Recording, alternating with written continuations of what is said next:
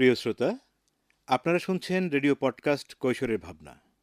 মুখের কথায় শিশুদের প্রতি যে নির্যাতন হতে পারে তার রোধে করণীয় কী তা নিয়ে শুরু করছি আজকের পর্ব। বন্ধ হোক মুখের কথায় শিশু নির্যাতন। গ্রন্থনা উপস্থাপনায় আছি আমি স্বপন ভট্টাচার্য। রেডিও পডকাস্ট কৈশোরের ভাবনা প্রতি বৃহস্পতিবার সকাল 10:30 প্রচারিত হচ্ছে শিশু ও নারী উন্নয়নে সামাজিক সচেতনতামূলক কার্যক্রমের আওতায় ইউনিসেফের সহযোগিতায় বাংলাদেশ বেতার কক্সবাজার থেকে। এই অনুষ্ঠান রেডিও সেটে এবং মোবাইল ফোনে শুনতে টিউন করুন FM 100.8 মেগাহার্জে। এছাড়া ফেসবুক পেজ এবং ইউটিউব থেকেও পরবর্তীতে এই অনুষ্ঠান শুনতে পারবেন।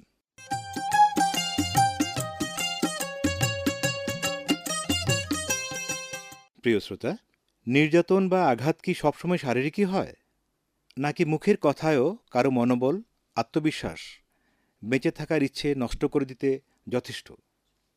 শ্রোতা বন্ধু, কথা বলছি মৌখিক নির্যাতন নিয়ে। যে কথার চাবুক রক্ত ঝরায় শিশুর মন থেকে এবং অশালীন শব্দ প্রয়োগে শিশুদের মধ্যে কী ধরনের নেতিবাচক প্রভাব ফেলতে পারে, সেই গল্প শুনুন আমাদের স্টুডিওতে উপস্থিত কিশোর কিশোরীর কাছে। আজ আমাদের স্টুডিওতে উপস্থিত রয়েছেন কিশোর কিশোরী আবির হাসনাত বর্ণ ও সামিয়া জান্নাত আরিবা। তাহলে চলুন শ্রোতা বন্ধুরা, শুনে আসি আমাদের স্টুডিওতে উপস্থিত কিশোর কিশোরী বন্ধুদের কাছ থেকে তাদের অভিজ্ঞতা থেকে প্রাপ্ত গল্পটি।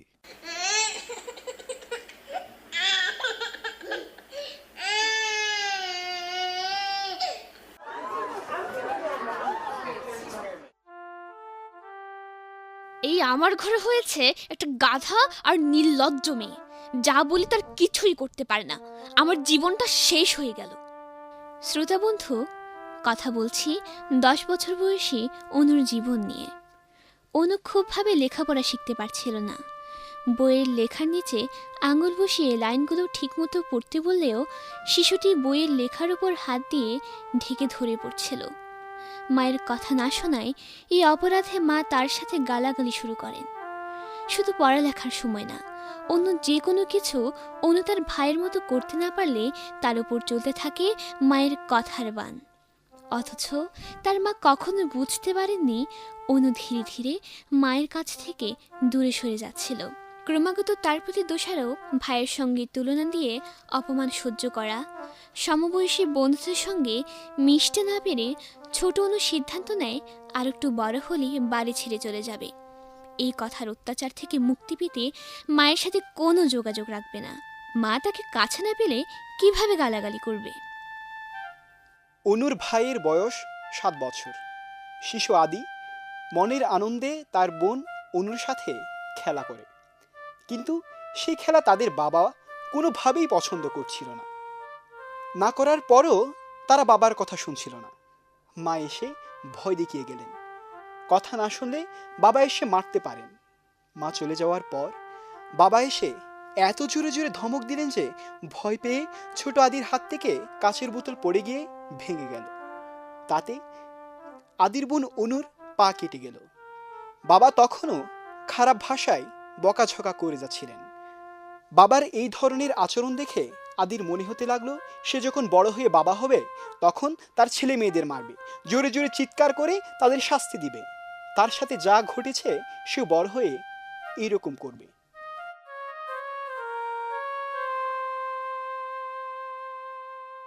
প্রিয় শ্রোতা, কথার নির্যাতন শিশুর প্রতি কতখানি ভয়াবহ হতে পারে তা নিয়ে গল্প শুনলেন। একজন মানুষকে যেমন কথা বা শব্দ দিয়ে মুগ্ধ করা যায়, তেমনি সে কথার অপব্যবহারে শিশুর মনোবল ভেঙে দিতে যথেষ্ট। মৌখিক আঘাতের কারণে কোমল শিশু মনে বড়দের প্রতি ঘৃণা ও বিদ্বেষের জন্ম নিতে পারে। আমাদের সমাজে এমন অনেক শিশু মৌখিক নির্যাতনের শিকার হচ্ছে তার পরিবারে, যা কোনোভাবেই কাম্য নয়। কীভাবে শিশুর জন্য তার পারিবারিক পরিবেশ নিরাপদ করা যায় তা নিয়ে এখন আমাদের স্টুডিওতে উপস্থিত কিশোর কিশোরী অতিথিগণ মতামত বিনিময় করবেন। চলুন তাহলে আমরা শুনে নিই তাদের সেই মূল্যবান মতামত। প্রিয় শ্রোতা, অনুর মতো অনেক মেয়ের জীবন হয়তো এই ধরনের মৌখিক নির্যাতনের ভেতর দিয়ে যাচ্ছে।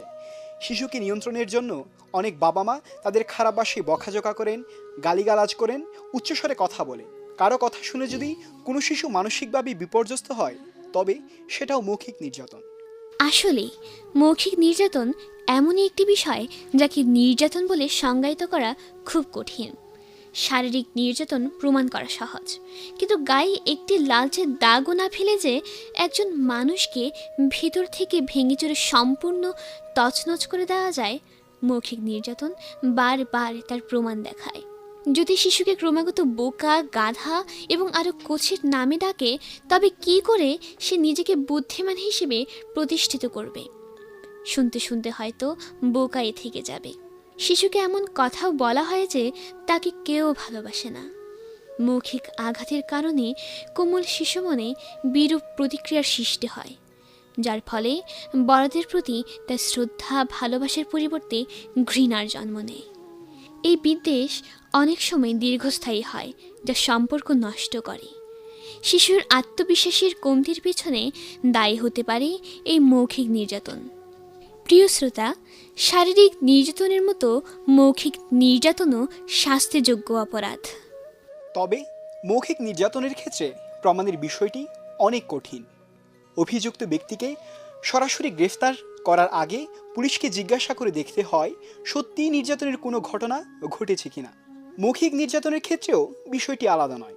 সমস্যা হলো অধিকাংশ ক্ষেত্রেই মৌখিক নির্যাতনের প্রমাণ জোগাড় করা সমস্যা হয়ে দাঁড়ায়।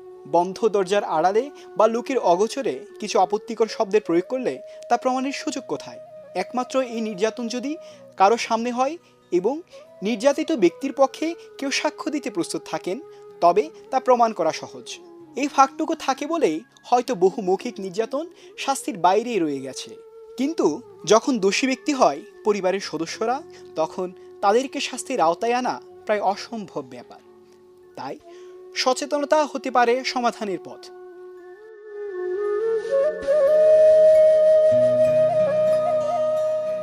প্রিয় শ্রোতা, আপনারা শুনছেন রেডিও পডকাস্ট কৈশোরের ভাবনা। আজকের পর্ব বন্ধ হোক মুখের কথায় শিশু নির্যাতন। শিশুর প্রতি সকল ধরনের সহিংসতা বন্ধে করণীয় নিয়ে রয়েছে জরুরি বার্তা। চলো আমরা করি প্রতিবাদ, সহিংসতা বন্ধে তুলি রেড কার্ড। নির্যাতন ও হয়রানি যে কোনো সময়ে, স্থানে এবং যে কারো মাধ্যমে ঘটতে পারে। দেশের যে কোনো প্রান্তের যে কোনো শিশু যে কোনো ধরনের সহিংসতা, নির্যাতন ও শোষণের শিকার হলে শিশু নিজে অথবা অন্য যে কোনো ব্যক্তি বিনামূল্যে 1098 হেল্পলাইনে ফোন করে সহায়তা চাইতে পারবেন। প্রিয় শ্রোতা, অনুষ্ঠান সম্পর্কে সুনির্দিষ্ট মতামত জানাতে পারবেন বাংলাদেশ বেতার কক্সবাজার ফেসবুক পেজে। যারা অনুষ্ঠানটি নিয়মিত শুনছেন এবং তথ্য দিয়ে সহায়তা করছেন, তাদের প্রত্যেকে জানাই আন্তরিক ধন্যবাদ।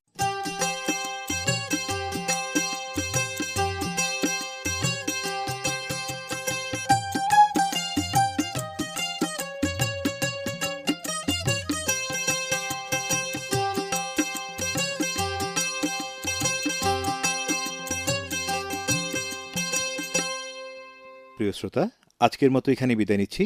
সকলের সুস্থতা কামনা করে শেষ করছি রেডিও পডকাস্ট কৈশোরের ভাবনা।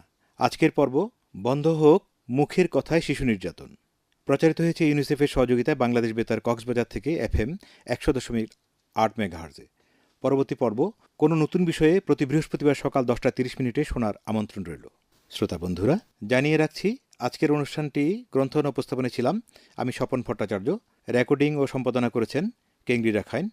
তত্ত্বাবধানে ছিলেন মোহাম্মদ আশরাফ কবির। অনুষ্ঠানটি প্রযোজনা করলেন আহমদ মুনতাসির মুঈজ চৌধুরী।